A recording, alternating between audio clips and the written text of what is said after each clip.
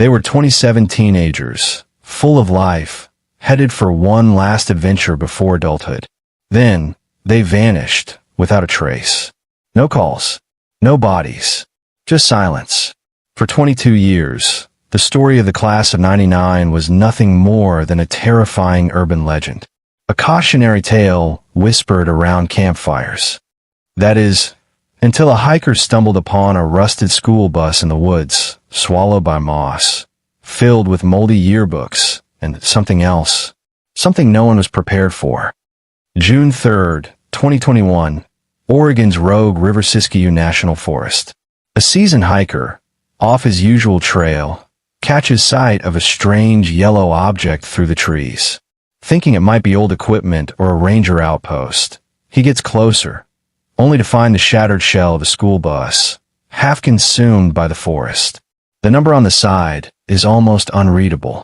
Inside, it looks like time just stopped. Dusty backpacks still strapped to seats. Faded Polaroids. A cassette player lying on the floor, warped by moisture. Pages from a yearbook stuck together from mold. But in the very back seat, a pile of clothing. And beneath it, what was unmistakably a human jawbone. When investigators arrived, they immediately connected the bus to one of the most chilling cold cases in Oregon history. The disappearance of Forest Grove High School senior class of 1999, during their graduation trip. But the deeper they looked, the more impossible it all became.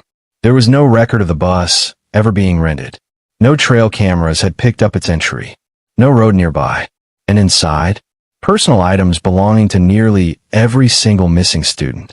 Some of the belongings were intact, but others were arranged deliberately, like a message or a ritual. What happened on that bus wasn't an accident, and what the forest kept hidden for over 2 decades was more than a tragedy. It was a secret no one was meant to find. The halls of Forest Grove High School buzzed with the electric energy of seniors on the brink of freedom. Locker doors slammed, laughter echoed down corridors, and teachers wore the weary smiles of people counting down the days. It was May 1999, and for the class of '99, graduation was just around the corner. Among the sea of navy caps and gowns being prepped for the big day, 26 students stood out. Not because they were extraordinary, but because they were close. A tight-knit group, grown together over the years through shared classrooms, heartbreaks, inside jokes, and Friday night games. Lacey Monroe walked the hall with effortless grace, a folder clutched to her chest.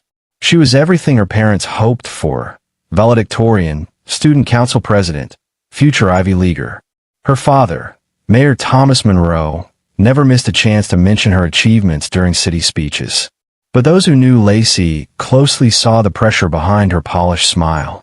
The late-night study sessions, the panic attacks hidden behind bathroom stalls. Not far behind, Jared Fields darted into the AV room, camera in hand, narrating his own mockumentary of high school life.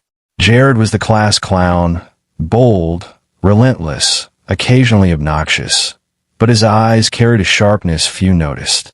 He planned to turn the camping trip into his final project, a time capsule of their last week together. Gonna be my Blair Witch, but funnier, he'd joke.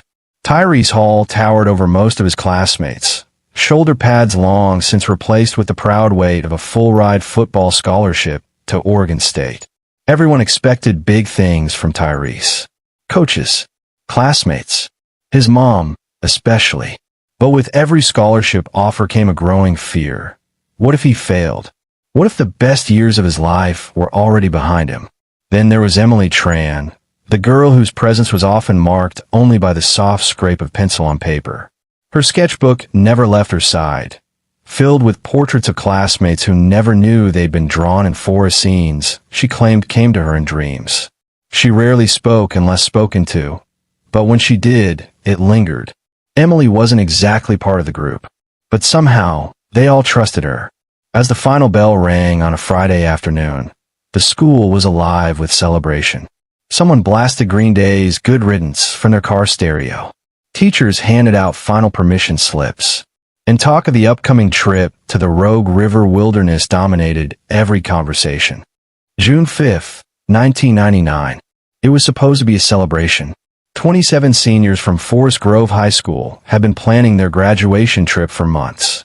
After finals, college acceptance letters, and years of small-town monotony, this trip was their moment of freedom. The destination, a remote campground nestled deep within Oregon's rogue River Siskiyou National Forest.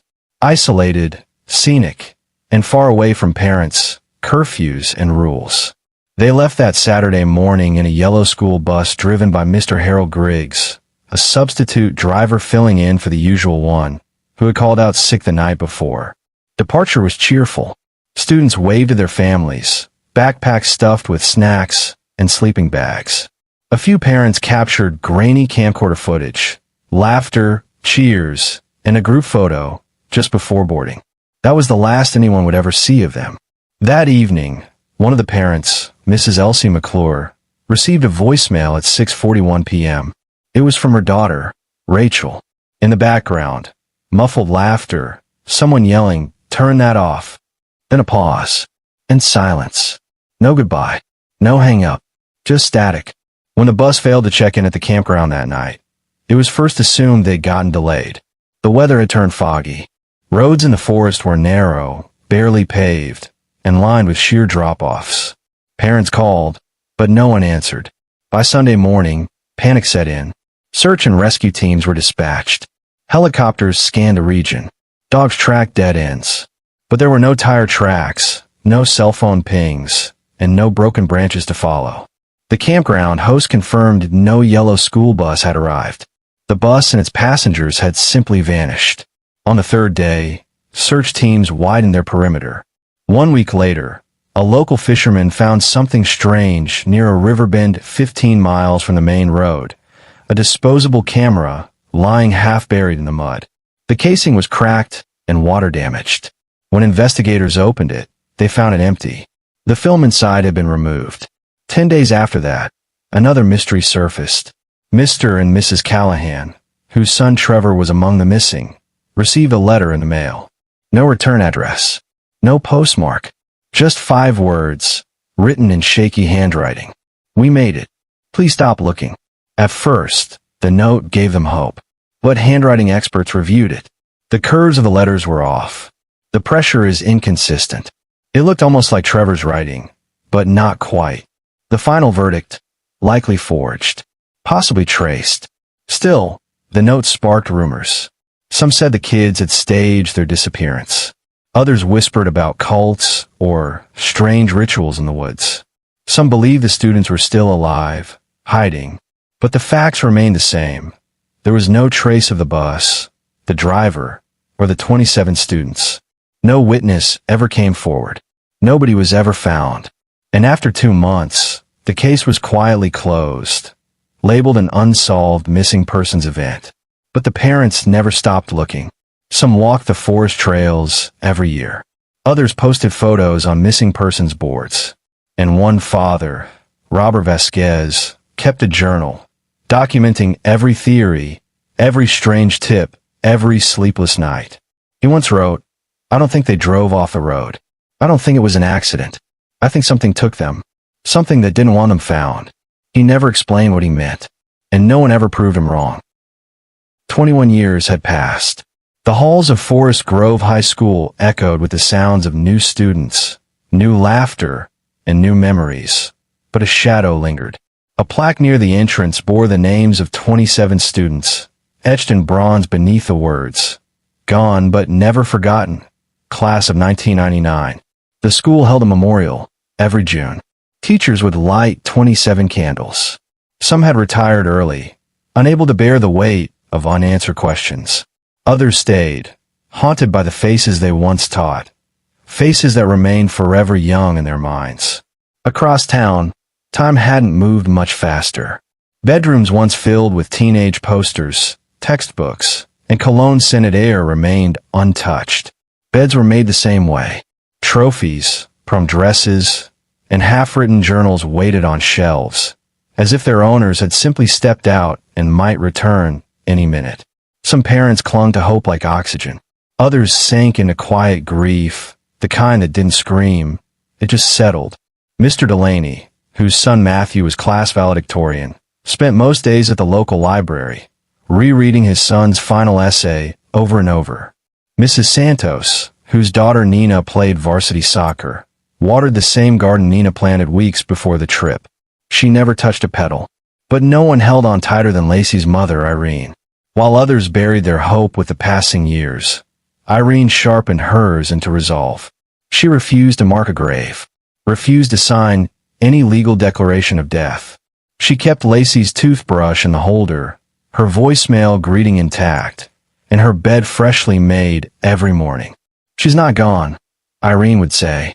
"I don't know where she is, but she's out there. I feel it." Neighbors called it denial. Her family called it grief. June 3rd, 2021. Nearly noon. A hiker named Travis Milner, an off-duty firefighter from Medford, Oregon, decides to explore a trail system that is rarely used deep inside the Rogue River Siskiyou National Forest. He's not looking for anything in particular, just solitude and silence. But a few hours in, after bushwhacking through thick undergrowth far beyond the marked paths, he sees something strange, a flash of yellow, almost entirely buried in brush and decay. As he clears back the ferns and dead vines, the shape begins to form. Metal, windows, cracked rubber tires sunk deep into the earth. It's a school bus. Rusted, broken, its frame twisted and smothered by years of growth. The number on the side is faint, nearly gone, but just barely readable. Number 57. The door is jammed, swollen from weather and time. He forces it open, coughing as stale air pours out. The interior is a tomb. Dust and mildew cling to every surface. Seats are ripped. Ivy grows through shattered windows. And on the floor, rotting but still recognizable, lie school bags, Letterman jackets, and a pair of moldy graduation caps. A jacket with the Forest Grove High School crest hangs limply on the edge of a seat. At the back, lying beneath collapsed luggage racks and debris, he spots the bones. Not one set, but several. Some are fully skeletonized, others partially decayed. It takes him a moment to understand what he's seeing. There are multiple sets of human remains. 17, later confirmed. He calls 911 immediately. Within hours, the site is cordoned off by law enforcement. Investigators, forensic teams, and anthropologists swarm the scene. And just like that, the mystery that had gone cold in 1999 is suddenly burning again. The media descends. Families who had spent 22 years grieving, or hoping, are forced to relive it all over again. The investigators begin cataloging the contents of the bus. Most items are weather damaged, some destroyed beyond recognition. But in a cracked, mold-covered backpack shoved under the driver's seat, they find something unusual, a manila folder, waterlogged but still intact. Inside are hand-drawn sketches, charcoal and pencil, signed in the bottom corners by Emily T. Emily Thompson, one of the missing seniors. Her body is not among the remains. The sketches are haunting, disturbing. One shows a ring of figures standing in a forest clearing, surrounding a fire. Another shows faces hidden behind crudely drawn masks, blank, expressionless.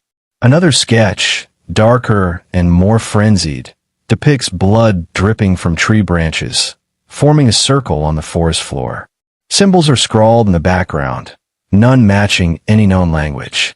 Some pages appear torn or ripped from a journal.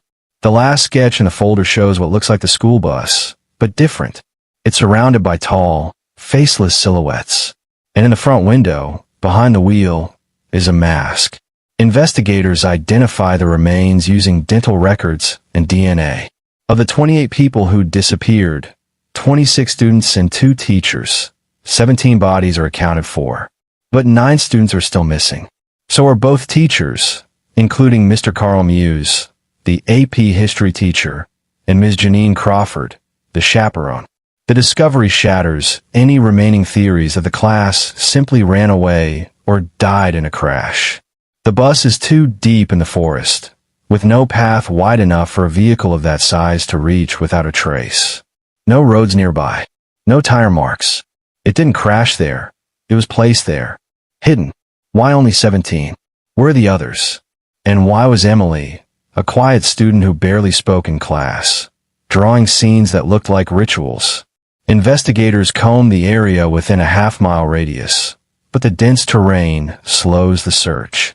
No footprints, no remains outside, only silence, and the weight of something they can't quite explain. The case is reopened, not just as a recovery, but as a possible crime scene. Foul play is suspected, and as the sketches are leaked to the press, a new theory begins to circulate. One far darker than anyone had considered before. What really happened to the class of '99 in those woods? And who, if anyone, planned for them never to return?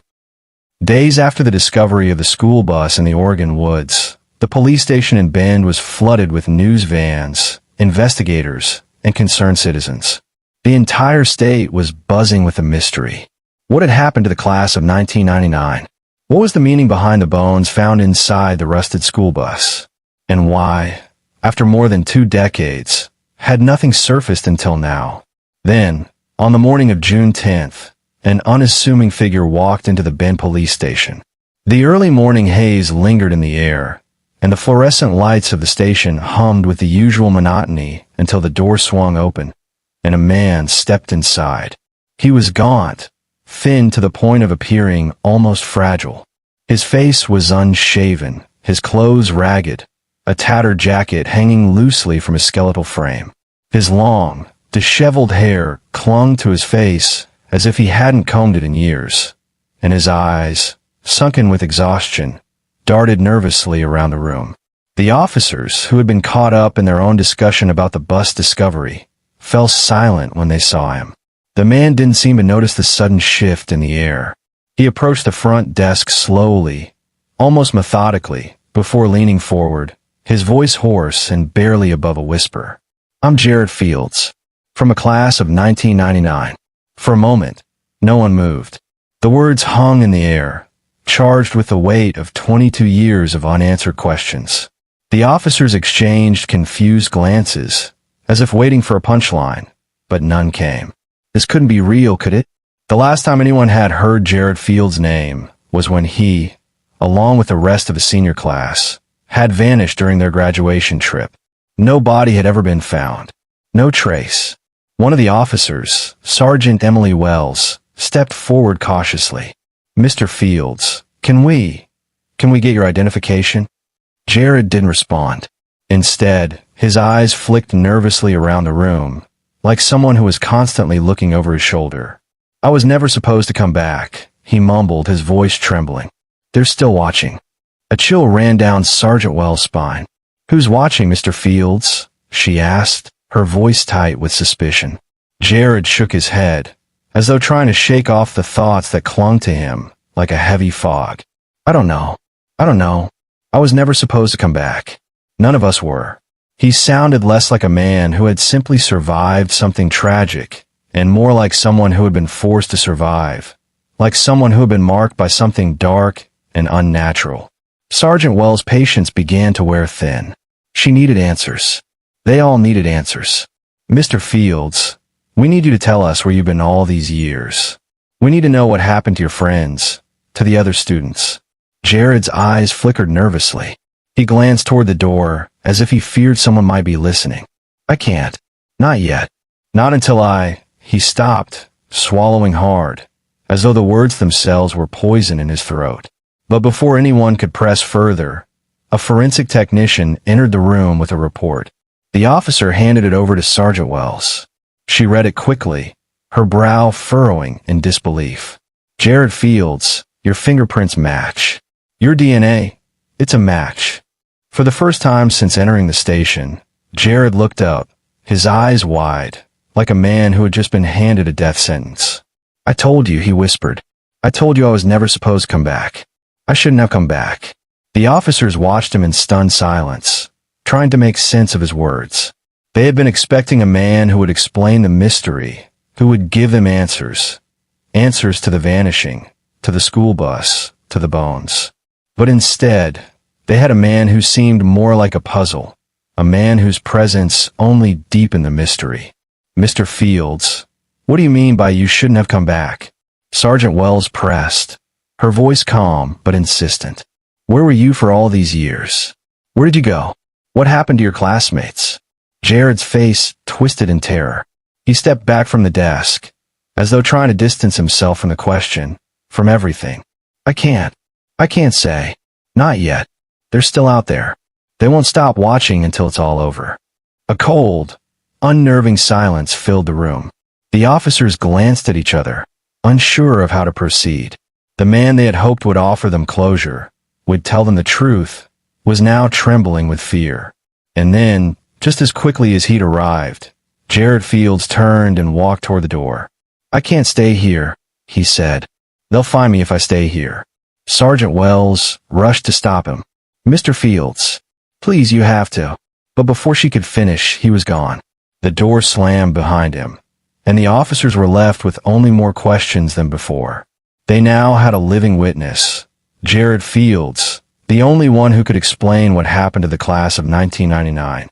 But whatever had happened to Jared, whatever had happened to the others, was far from over. The nightmare wasn't finished. It had only just begun.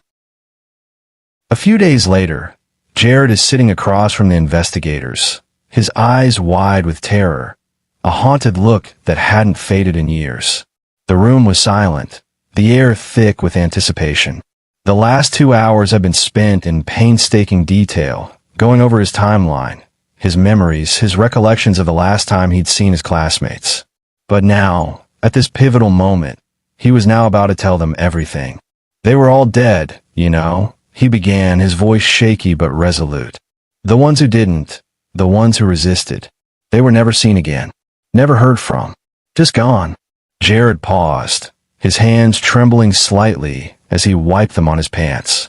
He had been sitting in front of investigators for hours now, but the weight of his confession had never been so real, so suffocating. His words had already started to unravel the decades-old mystery. But this was the moment when the truth would finally emerge. It started the day the bus broke down, he continued. We were miles from the nearest road, deep in the forest. The engine sputtered and died. We couldn't move the bus. We couldn't get it started. So we waited and waited. Jared's voice quivered as he relived the memory, the dissonant sounds of the forest creeping back into his mind. That's when they found us. He leaned forward, his gaze locking with the investigators. They wore these robes, gray, like they'd been living in the dirt. I think they called themselves the Chosen. They said they were from an off-grid sanctuary, a place of peace, a place to escape the outside world. They told us the world was falling apart, that society as we knew it was crumbling.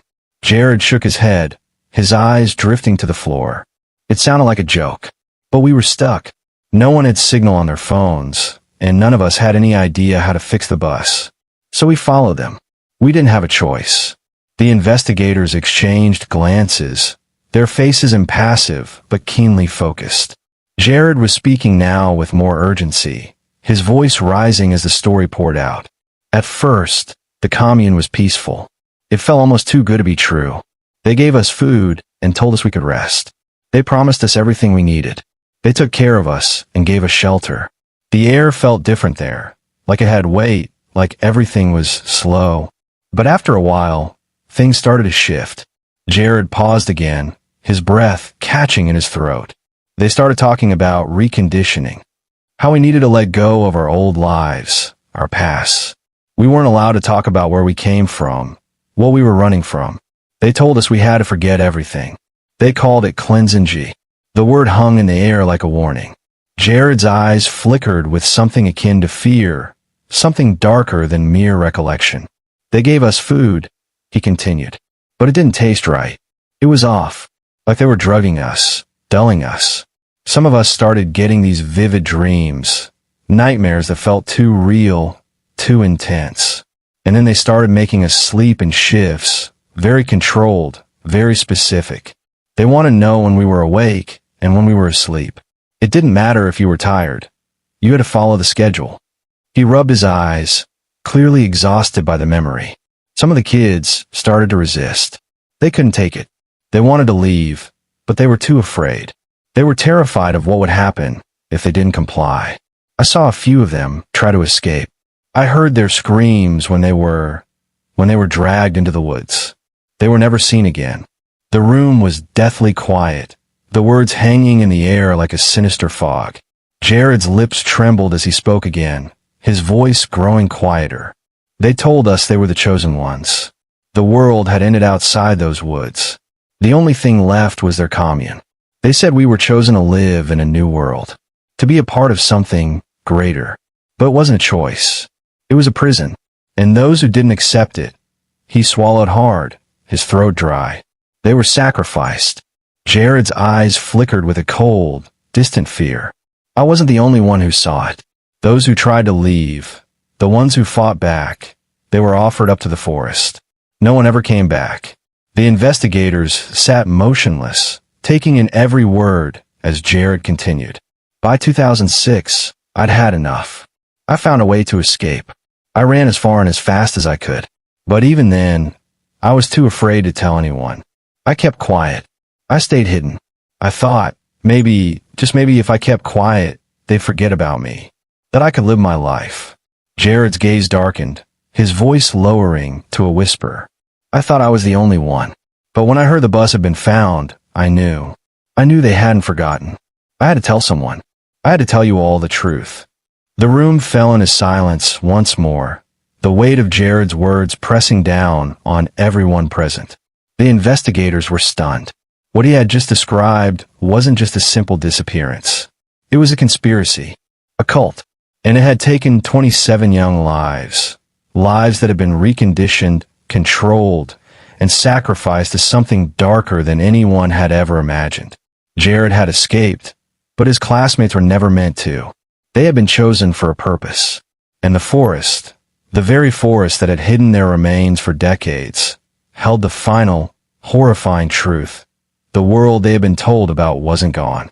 It was waiting for the next generation to take their place. When Jared first came forward, the reaction was mixed. Some parents clung to his every word, hoping for answers, desperately needing closure. They believed him. His story made sense in a way that the authorities couldn't explain. But others, especially the families of the missing students, refused to believe him. They couldn't reconcile the image of their children with the grim picture Jared painted. To them, he was just a survivor, a man whose mind had been warped by the horrors he had endured. The divide in the community grew deeper. In the months following his return, some families openly accused Jared of being responsible for their children's deaths, while others saw him as a victim of the same tragedy. His credibility was questioned in every direction. The media had a field day, labeling him everything from a hero to a delusional maniac.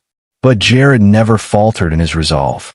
He knew the truth, and it was more terrifying than anyone could imagine. Soon, Jared was placed in protective custody. The police couldn't risk him being silenced by those who still believed their children were out there, waiting to be found. They had no idea who could be trusted. There were too many loose ends, too many unanswered questions. The militia's role, the strange events in the forest, the missing students, none of it fit neatly into a single narrative.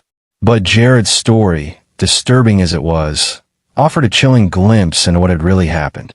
Months later, Jared published a memoir, recounting his experiences and his unsettling journey through the heart of that forest. The book became a sensation, sparking new theories about the class of '99, the militia, and the twisted events that had unfolded in the woods. Some people believed every word. Others dismissed it as the ramblings of a broken man. But one thing was certain. Jared had seen something beyond human comprehension, something that no one would ever be able to fully understand. The aftermath of the class of 1999's disappearance remained an open wound in the community. The forest still held its secrets, and the answers were buried deep beneath the moss and vines, waiting for someone brave enough to uncover them. Jared's memoir became a symbol of both truth and madness, a final, haunting chapter in the story of the students who vanished without a trace. As for the families of the missing, they were left to pick up the shattered pieces of their lives. Some continued to search for their children, convinced that they were out there somewhere. Others, like the families who had always supported Jared, were left with only the grim knowledge that their loved ones had never truly come back. The forest had claimed them, and the truth was far darker than anyone had ever imagined. It had been months since Jared's memoir was published, and the frenzy over the class of '99 had not died down. The story still hung in the air like a shadow over the community, with families torn between hope and despair. Some were convinced Jared had fabricated everything, while others believed he had merely scratched the surface of something far darker. Jared had become a recluse, only emerging when necessary for interviews or to meet with authorities. But on a cool, overcast afternoon, he made his way back to Forest Grove High School, the place that had once been filled with laughter, the bright futures of the class of '99, and the promise of a summer filled with adventures. Now, it was a memorial, an empty reminder of what had been lost. He stood alone in front of the memorial dedicated to his classmates, the polished stone slabs engraved with the names of every student who had disappeared. The plaque gleamed in the muted light, a symbol of the void that had consumed the town. Jared knelt down, pulling something from his jacket, a faded, moldy yearbook. He opened it carefully, the pages yellowed with time. There at the back was a note that only he could have written. He placed it gently inside the yearbook, tucking it under the cover, where it wouldn't be found until someone looked closely. The note read, "We tried to leave. Only I made it. I'm sorry." For a long moment, Jared just stared at the memorial, the weight of his grief and guilt pressing down on him like the forest itself. He felt the memories of those lost, the faces of his friends, their laughter, and the horrific final days of their journey. And then, without a word, he turned and walked away, leaving behind only the yearbook and the haunting message for anyone brave enough to seek the truth. Some say Jared made it all up, created a story to explain the nightmares that had never left him. Others say the truth was even darker than he claimed, that what happened in the forest had been something far worse than anyone could imagine. But one thing is certain, what happened to the class of '99 still haunts the trees of Oregon. Drop a comment below and let us know. Do you believe Jared's story? Or is something even more disturbing still hidden in the woods? Hit the like button, subscribe, and turn on the bell for more unbelievable real-life mysteries.